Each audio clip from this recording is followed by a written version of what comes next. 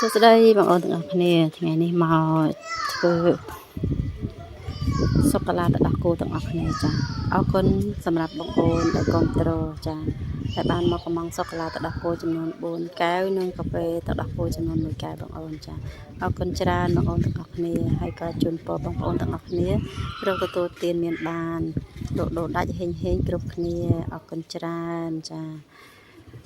សូកូឡាទឹកដោះគោកាហ្វេដោះគោបងប្អូនចាវិធីធ្វើងាយៗទេបងប្អូនចាបងប្អូនអាចមើលពីវីដេអូមុនបានចាវីដេអូមុនខ្ញុំបង្ហាញពីការឆុងចាពីការឆុងសូកូឡាទឹកដោះគោកាហ្វេដោះគោចាមានសពចាបងប្អូនអរគុណច្រើនសូកូឡាទឹកដោះគោកាហ្វេដោះគោរួចជាការស្រេចបងប្អូនអរគុណជួបគ្នាវីដេអូក្រោយបាយបាយ